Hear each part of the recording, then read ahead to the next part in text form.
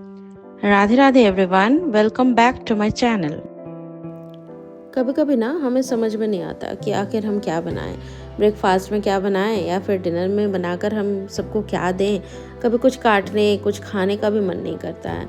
तो ऐसे में हम सोचते हैं कि हम क्या करें। तो विंटर्स में ना हम आराम से इन सब चीज़ों से बहुत अच्छी तरीके से ब्रेकफास्ट या फिर डिनर बनाकर सबके सामने परोस सकते हैं, क्योंकि इस समय बहुत अच्छी क्वालिटी की प्याज, अदरक, लहसुन ये सारी चीज़ें हमें मिलने लगती हैं।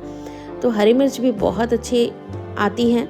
और लहसुन जो है ना, इसे मैंने पहले ही सोचा था, इसलिए पहले ही मैंने भिगोने के लिए रख दिया था, क्योंकि बहुत सारे लहसुन जब छीलने होते हैं ना, अगर आप भिगो के रखोगे तो वो बहुत जल्दी पील हो जाते हैं।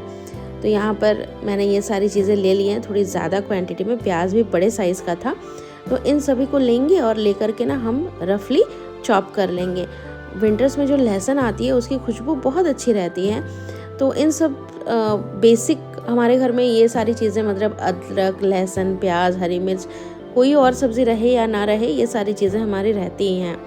तो ये आपके लिए सबसे पहला मेरा एक ट्रिक था कि लहसुन छीलने के लिए अगर आप उसे आधे घंटे के लिए या 1 घंटे से पहले पानी में भिगो कर रखेंगे तो लहसुन बहुत जल्दी जल्दी पील हो जाते हैं। क्योंकि किचन में जब हम आते हैं तो हमारे दिमाग में यही होता है कि लहसुन छीलना है, तो एक टेंशन आ जाती है। तो देखिए कितनी जल्दी लहसुन सारी छिल गई हैं। खैर जो भी हो, हम बहुत सारी क्वांटिटी में लहसुन लेंगे, अदरक लेंगे, प्याज लेंगे और हरी मिर्च लेंगे, और इन सब को हम काटेंगे नहीं, चॉपर में चॉप कर लेंगे। तो एक साथ में सारी चीज़ें चॉप हो जाएंगी, तुरंत हो जाएंगी। 3 से 4 मिनट में हमारा सारा काम कंप्लीट हो जाएगा। ऐसे दरदरा हम इसे चॉप करके रख लेंगे। उसके बाद एक परात में हम निकाल लेंगे आटा। तो हम गेहूं का आटा लेंगे जो कि बहुत हेल्दी रहता है। 2 कप यहाँ पर मैंने गेहूं का आटा लिया है और 1 कप लिया है बेसन। ये ना मतलब मिक्स आटे का काम करती है, यानी कि जैसे हम बोल सकते हैं मिक्स फ्लोर।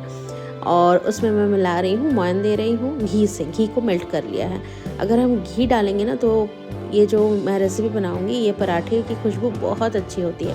फिर जो हमने प्याज, अदरक वगैरह चॉप किया था वो हम इसमें डालेंगे, मिक्स करेंगे और थोड़ा थोड़ा पानी डाल के इसे मिक्स करेंगे। और अकॉर्डिंग टू टेस्ट हम इसमें नमक भी डाल देंगे। डो जो है उसे हमें सॉफ्ट बनाना है। और देखिए ये हमारा देसी, हम इसे कुलचा बोल सकते हैं या मसाले वाले पराठे बोल सकते हैं, प्याज के पराठे बोल सकते हैं, जो भी आपको बोलना है। नाम आप कुछ भी दे दीजिए, बट ये खाने में बहुत ज़्यादा टेस्टी होते हैं। क्योंकि आटा लगाने के बाद आटे को आधा घंटा आप रेस्ट पे रख दीजिए और उसके बाद इन पराठों को आप बना लीजिए। तो पराठों का ना एक पराठे सॉफ्ट या फिर टेस्टी बनाने के एक और टिप है। वो टिप ये है कि पराठों को आप जितना ज़्यादा लेयर्स में बेलिएगा, पराठे खाने में उतने ही ज़्यादा अच्छे लगते हैं। तो इसलिए आज मैं ना इसे ट्रायंगल शेप में बना रही हूँ। 3 बार इसे मैंने फोल्ड किया है और अलग तरीके से बेल लिया है। तो ये बहुत सॉफ्ट बनेंगे। बहुत ज़्यादा थिक नहीं करना है, मीडियम रखना है। फिर आप इसे घी, बटर, ऑयल किसी भी चीज़ में अच्छे से सेंक लीजिए। इसके जो किनारे होते हैं उसे प्रेस कर करके सेंक लीजिए, तो पराठे बहुत अच्छे से सेंक करके रेडी हो जाएंगे। बहुत ज़्यादा अच्छी खुशबू आती है ऐसे पराठों से। तो पराठा तो हमारा हो गया है रेडी। और साथ ही हम ले लेंगे यहाँ पर ठंड वाली मिर्च की अचार और हमारा गर्मा गर्म चाय। इसका कोई भी तोड़ नहीं है। आप चाहे इसे ब्रेकफास्ट में लें या फिर डिनर में लें।